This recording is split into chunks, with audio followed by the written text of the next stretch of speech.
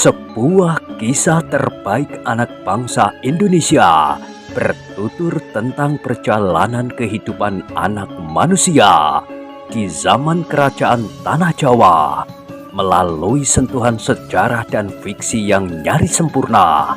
Dengan bangga kami persembahkan satu di antara karya terbaik dari S.H. Mintarja yang berjudul Kisah Jejak di Balik Kabut.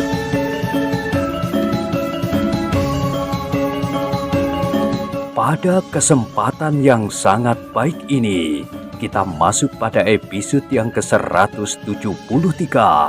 Selamat menikmati.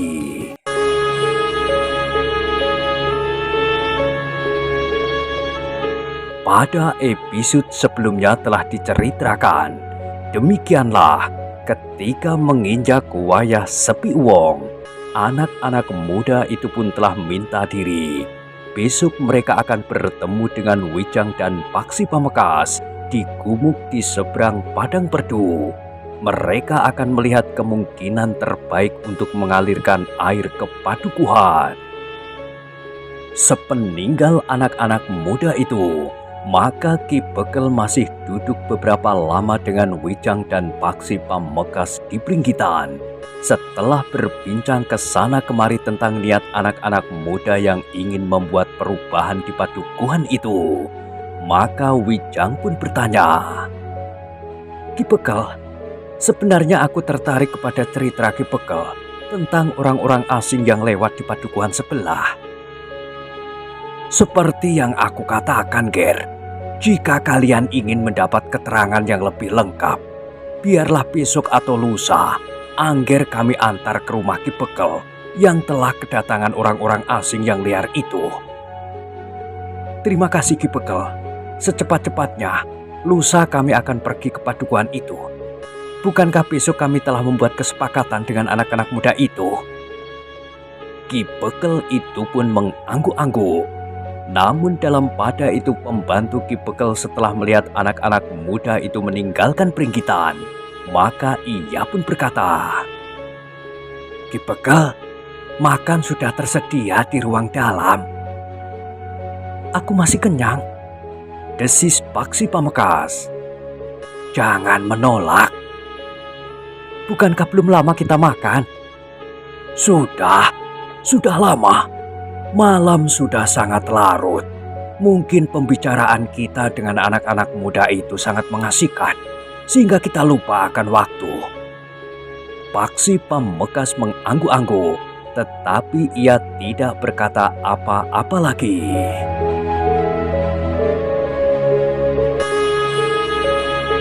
Makan malam Ki Bekel itu masih juga sama sederhananya dengan saat mereka makan siang. Namun agaknya Nyi Bekel sempat memetik daun lembayung, sehingga malam itu mereka makan selain dengan sayur lodeh yang pedasnya bukan kepalang, serta serundeng kelapa, mereka juga mendapat gudangan lembayung dan daun ketela gantung. Menjelang tengah malam, maka Wijang dan Paksi Pamekasan pun telah berada di dalam biliknya di Gandok. Mereka berdua pun segera membaringkan diri serta berusaha memejamkan mata.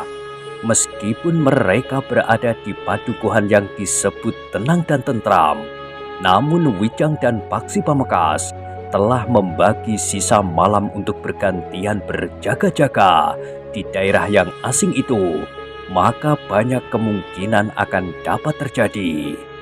Di hari berikutnya, maka pagi-pagi Wijang dan Paksi Pamekasan sudah siap menunggu Ki Bekel yang baru mandi. Ia sudah berpesan kepada istrinya agar Ki Bekel itu dibangunkan pagi-pagi sekali. "Menjelang fajar, aku akan membangunkan Ki Bekel." "Fajar? Untuk apa aku bangun menjelang fajar?" "Ki Bekel berpesan agar aku membangunkan pagi-pagi." "Tunggu matahari sepenggalah."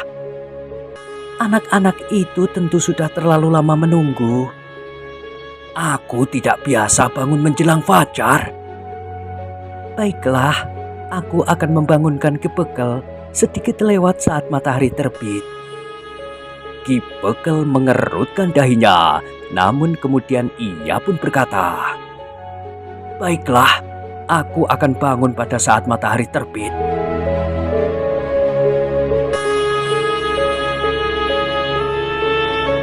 Wijang dan Paksi Pamekasan menunggu Ki Bekel mandi sampai wayah pasar Temawon. Itu pun Nyi Bekel menganggap bahwa Ki Bekel sudah mendapat banyak kemajuan. Bangun pagi dan berada di pakiwan dalam waktu yang terhitung singkat. Setelah mandi dan bebenah diri, maka Ki Bekel telah mengajak kedua orang tamunya duduk serta minum minuman hangat. "Minumlah dahulu anak muda, nanti kita pergi ke gumuk." Anak-anak itu tentu sudah menunggu Ki Bekel. Mungkin, tetapi mereka akan memaklumi bahwa tugasku terlalu banyak sehingga kita terlambat datang. Wijang dan Paksi Pamekasan saling berpandangan sejenak. Mereka tidak mengerti tugas apakah yang dimaksud Ki Bekel terlalu banyak itu, dan kenapa mereka harus terlambat datang dan bukan terpaksa terlambat datang. Baru ketika matahari benar-benar sudah sepenggalah, mereka meninggalkan rumah Ki Bekel pergi ke gumuk untuk menemui beberapa orang-orang anak muda yang semalam datang kembali ke rumah Ki Bekel. Sebenarnya lah bahwa Wijang dan Paksi Pamekasan sudah menjadi gelisah. Anak-anak muda itu tentu sudah menunggu terlalu lama. Tetapi ternyata ketika mereka sampai di tempat sesuai dengan kesepakatan, anak-anak muda itu juga baru saja datang. Bahkan seorang di antaranya datang hampir bersamaan dengan Wijang, Paksi, dan Ki Bekel itu.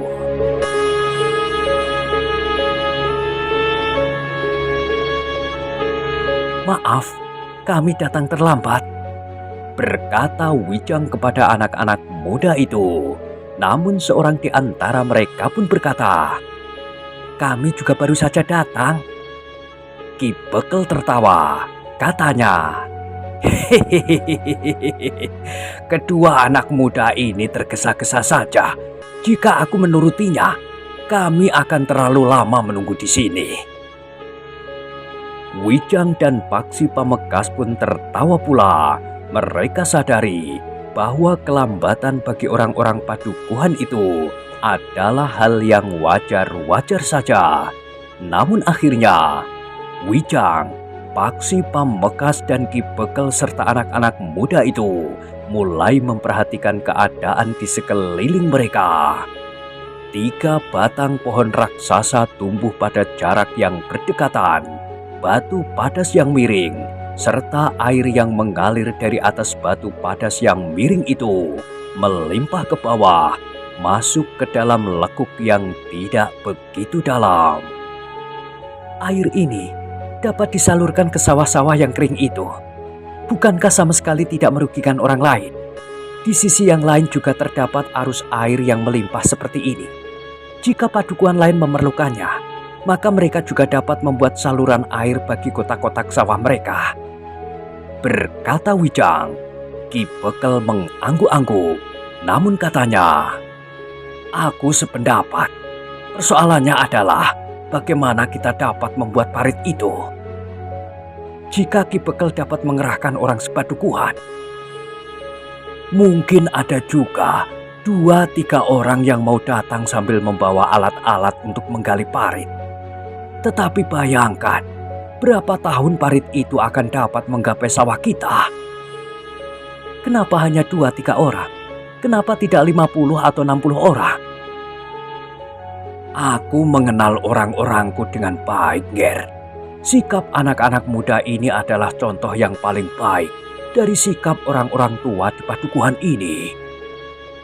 Wijang dan Paksi Pamekasan memandang beberapa orang anak muda yang bersedia datang itu. Tidak lebih dari 6 orang. "Bagaimana pendapat kalian?" bertanya Wijang. "Kami hanya dapat mengumpulkan 6 orang kawan-kawan kami.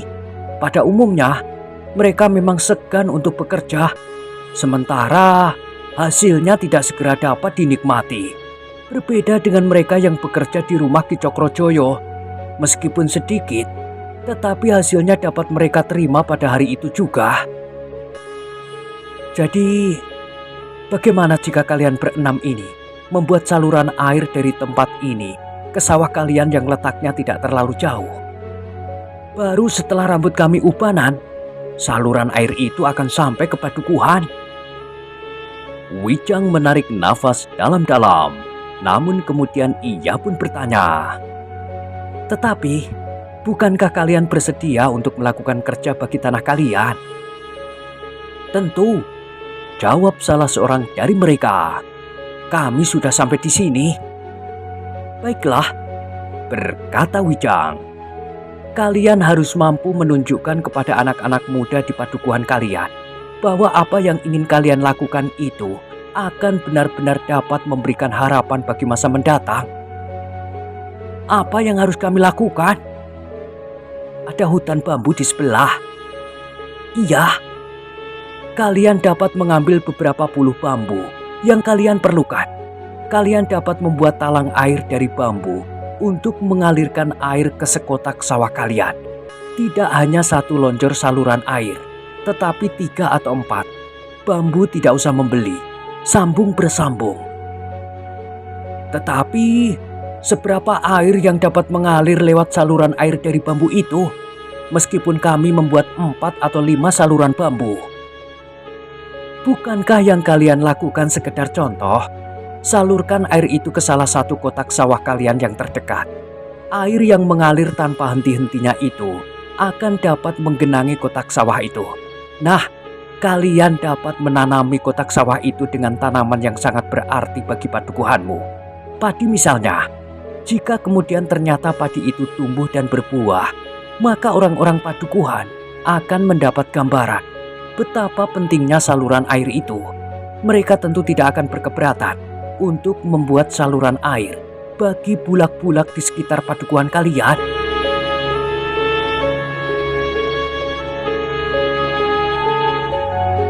"Jadi kami harus menunggu sekian lama?" "Sudah aku katakan bahwa jika kalian berhasil, meskipun barangkali setahun atau 2 tahun lagi, maka anak cucu kalianlah yang akan menikmatinya." Anak-anak muda itu mengangguk-angguk, sementara Paksi Pamekasan pun berkata, "Jika kalian tertarik dan bersedia membuat saluran air dari bambu itu, maka kami akan membantumu selama 2-3 hari. Karena setelah itu, maka kami akan melanjutkan pengembaraan kami." "Terima kasih Kisanak. Jika kalian bersedia membantu kami, jika 1 atau 2 kotak sawah menjadi basah, sebagaimana Kisanak katakan, aku yakin bahwa banyak orang yang akan tertarik untuk ikut membuat parit yang menuju ke bulak di sekitar padukuhan. Bahkan kami akan dapat memperbaiki parit induk untuk mengalirkan air sampai ke tengah-tengah bulak yang kering itu." "Besok kita akan mulai," berkata Paksi Pamekasan. "Baik Kisanak, besok kita akan mulai. Tetapi jangan terlalu siang, kita akan mulai sebelum matahari terbit. Udaranya tentu terasa nyaman sekali." "Sebelum matahari terbit?" bertanya salah seorang di antara anak-anak muda itu. "Jadi kapan kita harus bangun?" "Kalian harus bangun menjelang fajar," jawab Paksi Pamekasan. Anak-anak muda itu saling berpandangan, namun kemudian mereka tertawa. Seorang di antara mereka pun berkata, "Hehehe, kami tidak terbiasa bangun pagi-pagi sekali. Kalian harus mencoba." "Baiklah, kami akan mencobanya." Namun pembicaraan mereka pun segera terputus.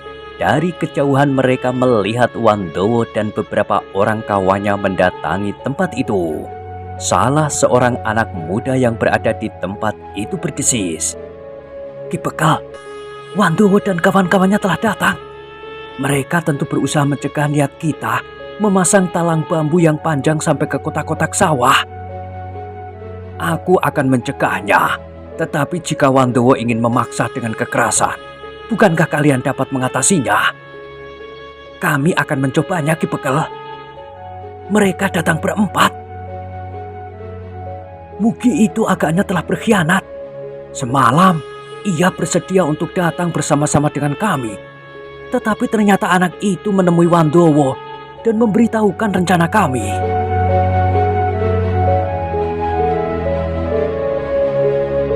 Sejenak kemudian, Wandowo dan 3 orang kawannya telah menjadi semakin dekat. Dengan wajah yang tegang, dipandanginya anak-anak muda yang telah datang lebih dahulu itu, seorang demi seorang. Kemudian Wandowo itu melangkah mendekati Ki Bekel sambil berkata, "Jadi Ki Bekel juga hadir di sini pagi ini?" "Iya, Wandowo. Ki Bekel juga ingin membuat padukuhan kita ini resah dan kacau." "Kenapa? Selama ini kita hidup dalam ketenangan dan ketentraman, Ki Bekel. Kedua orang anak muda ini datang untuk mengguncang ketenangan itu. Seharusnya Ki Bekel mengusir mereka, bukan sebaliknya justru melibatkan diri. Kenapa padukuhan kita menjadi resah dan apalagi kacau?" bertanya Ki Bekel. Wandowo memang agak kebingungan menjawab pertanyaan itu. Namun kemudian ia pun menjawab, "Sebaiknya kemapanan ini tidak usah diusik dengan cara apapun juga." "Siapa yang akan mengusik kemapanan?" Wandowo terdiam sejenak. Dengan wajah yang tegang ia pun kemudian berkata, "Pokoknya aku dan ayah berkeberatan dengan rencana pembuatan parit itu." "Kau dan ayahmu tentu mempunyai alasan kenapa kalian berkeberatan," sahut Ki Bekel. "Apapun alasan kami tidak penting. Yang penting, tidak seorang pun akan membuat parit kebulak di padukuhan itu." "Kami tidak akan membuat parit, Wandowo," Paksilah yang menyahut. "Membuat parit dibutuhkan banyak sekali tenaga dan waktu." "Jadi apa yang akan kalian lakukan?" "Kami akan membuat talang air dari bambu yang disambung-sambung 4 atau 5 jelujur talang bambu." "Bukankah itu sama saja?" "Tidak, tentu ada bedanya. Persetan dengan talang bambumu, kami sangat berkeberatan." "Sudahlah, Wandowo, biarkan saja apa yang ingin mereka lakukan. Ini tidak mengganggu air di sawahmu yang terhitung subur, di padukuhan kita yang kering dan gersang ini." "Aku tidak peduli," jawab Wandowo. "Yang penting urungkan niat anak-anak muda itu." "Tentu saja aku tidak berhak mengurungkannya, karena yang mereka lakukan itu sama sekali tidak bertentangan dengan paugeran yang berlaku di padukuhan dan bahkan seluruh kademangan kita ini." Tiba-tiba saja Mugi yang telah memberitahukan rencana pembuatan parit itu berkata, "Ki Bekel, jika parit itu nanti terwujud, maka ayah Wandowo akan menjadi sangat marah. Ia akan dapat kehilangan banyak tenaga karena mereka akan sibuk di sawah mereka masing-masing. Setidak-tidaknya upah tenaga akan menjadi semakin mahal." "Tutup mulutmu," bentak Wandowo. "Bukankah tadi ayahmu berkata begitu?" Wandowo justru telah menampar mulut Mugi sambil membentak, "Haruskah hal itu kau katakan kepada Ki Bekel?" Mugi terkejut, mulutnya terasa pedih. Dari bibirnya yang pecah itu, darah mulai mengalir. "Aku rontokkan gigimu, anak dungu!" Wandowo hampir berteriak. Wijang dan Paksi Pambekas saling berpandangan sejenak. Jadi itulah alasan yang sebenarnya dari Ki Cokrojoyo. Ki Bekel pun kemudian mengangguk-angguk sambil berdesis.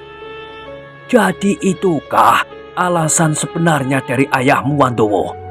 Selama ini ayahmu dan aku sendiri selalu berbicara tentang kemapanan hubungan antara penghuni padukuhan kita. Jadi itulah latar belakangnya." "Aku tidak peduli dengan ikauan anak setan ini. Tetapi Ki Bekel dapat melihat sendiri. Sebelum parit atau talang itu benar-benar dibuat, di padukuhan kita telah timbul persoalan. Jika anak-anak itu nekat melanjutkan rencananya, maka persoalan ini akan menjadi semakin berkembang.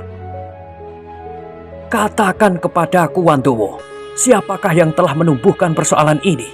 Anak-anak itu atau kau? Wajah Wandowo menjadi merah. Dengan suara yang bergetar ia pun berkata, "Jika tidak ada gagasan gila ini, aku tentu tidak akan berbuat apa-apa." "Sudahlah Wandowo, pulanglah. Biarlah anak-anak ini membuat talang sesuai dengan gagasan yang mereka terima dari kedua pengembara itu.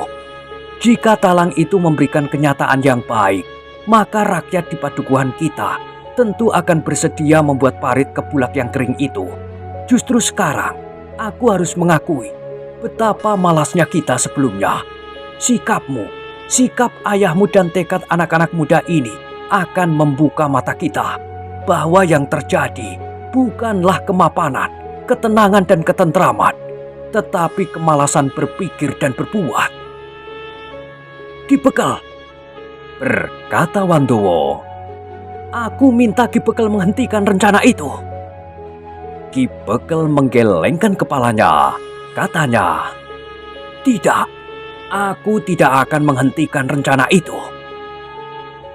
Jika demikian, aku akan menyampaikannya kepada ayah. Ki Bekel lah yang bertanggung jawab terhadap ayah jika ayah marah." Ki Bekel justru tersenyum. Katanya, "Wandowo, terserah saja kepadamu. Tetapi ingat bahwa akulah Bekel di sini, bukan ayahmu." "Aku tahu, tetapi ayah adalah sahabat baik Ki Demang, sedangkan Ki Bekel berada di bawah perintah Ki Demang. Jika Ki Demang memerintahkan untuk membatalkan rencana ini, maka Ki Bekel tidak akan dapat berbuat apa-apa." Ki Bekel justru tertawa. Katanya, "Hehehe, terserah saja kepada ayahmu Wandowo. Jika ia ingin berbicara dengan Ki Demang, biarlah ia melakukannya. Ki Demang tidak hanya mengurusi padukuhan ini, tetapi Ki Demang juga harus memperhatikan padukuhan yang baru saja disinggahi oleh beberapa orang yang telah merampok padukuhan itu habis-habisan." Wandowo termangu-mangu sejenak, namun kemudian ia pun berkata, "Kau akan menyesal, Ki Bekel." "Tidak, aku tidak akan menyesali sikapku ini. Anak-anak muda ini juga tidak. Jika Ki Demang mendengar gagasan ini, maka ia tentu akan mendukungnya." Wandowo tidak menjawab, namun ia pun segera melangkah meninggalkan tempat itu.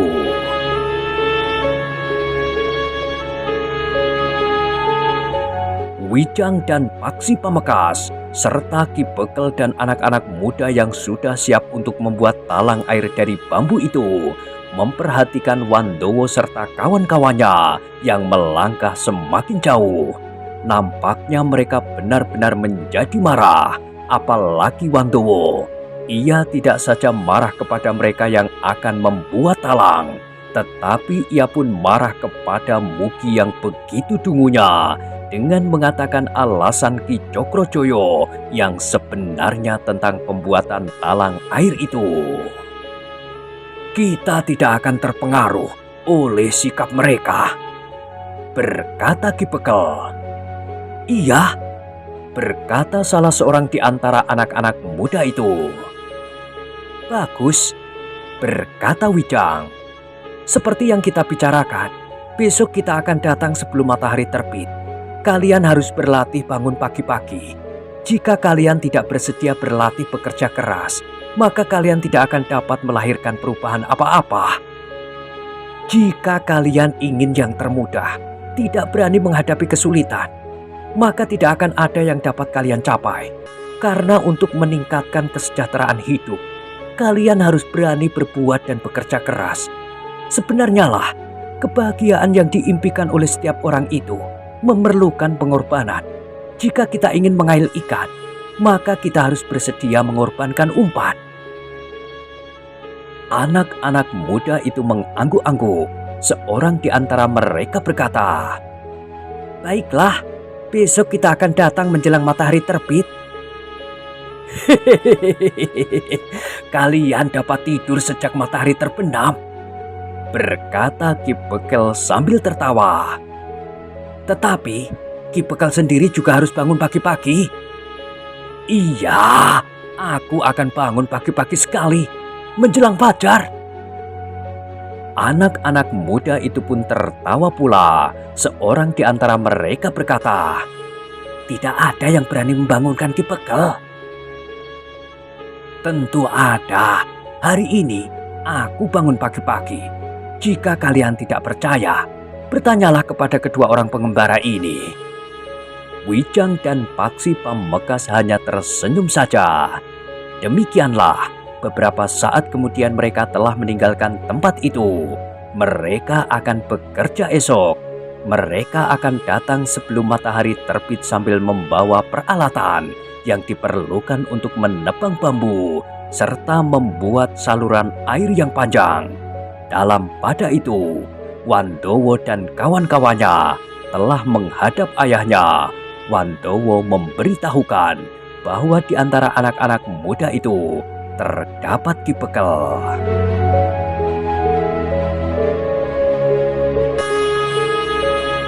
Apa yang akan mereka lakukan? Mereka akan membuat talang air, ayah. Mereka ingin mengalirkan air ke sawah mereka. Iblis manakah yang telah memberikan gagasan tentang talang air itu? Ada dua orang pengembara di antara mereka. Tentu keduanya lah yang telah mempengaruhi Ki Bekel untuk ikut serta bersama anak-anak itu untuk membuat talang air.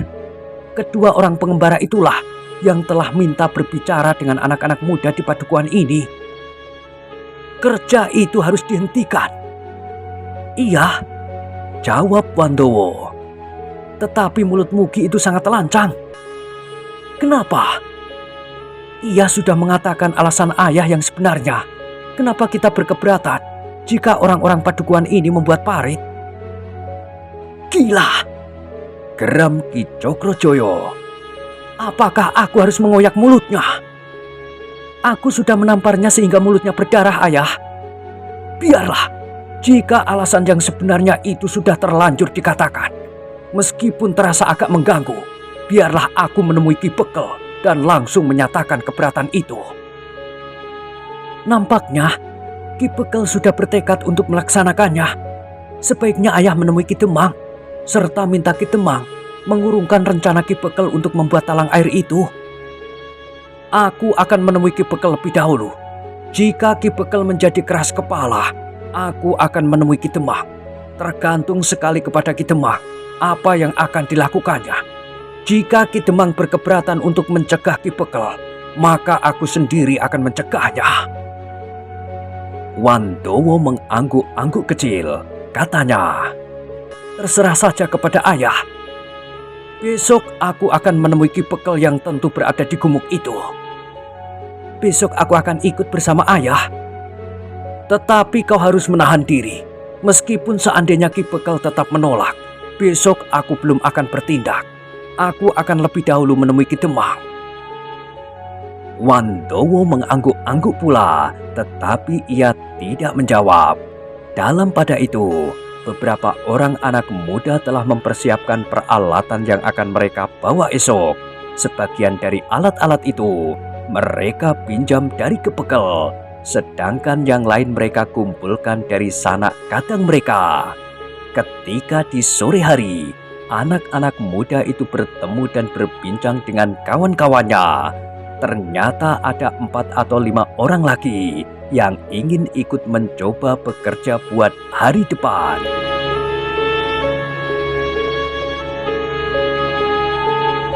Malas juga, bangun pagi-pagi sekali, desis seorang di antara mereka.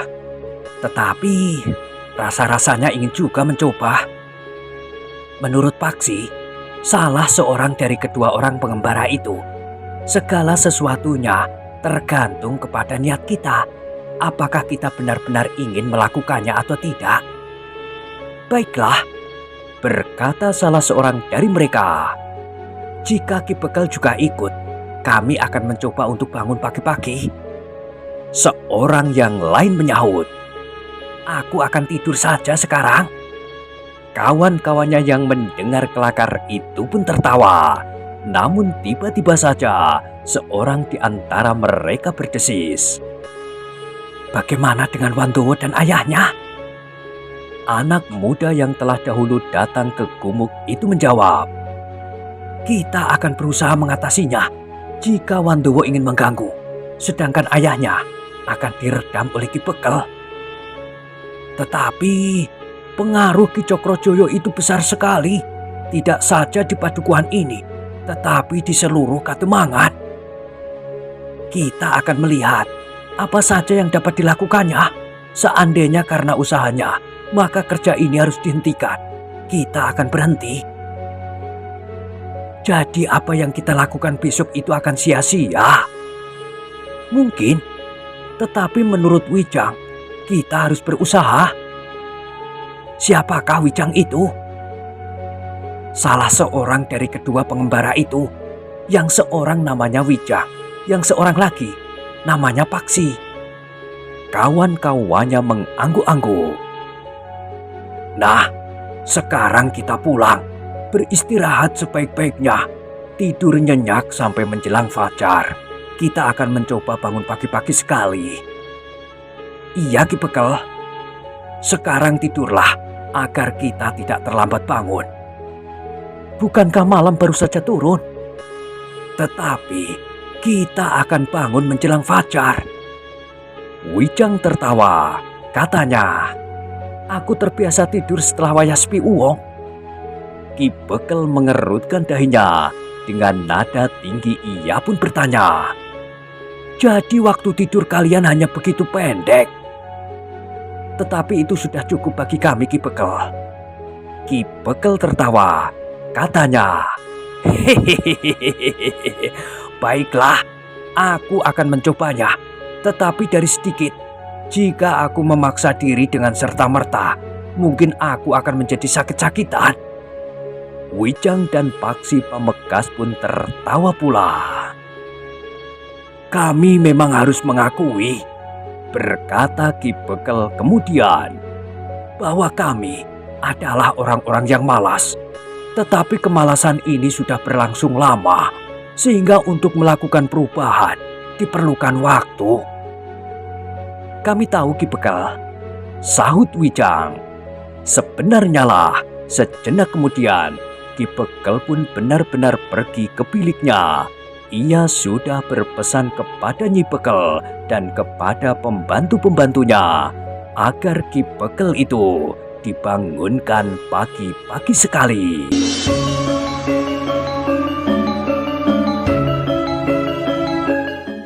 Nah, bagaimanakah kisah selanjutnya? Silahkan ikuti terus kisah Jejak di Balik Kabut pada episode berikutnya. Sampai jumpa.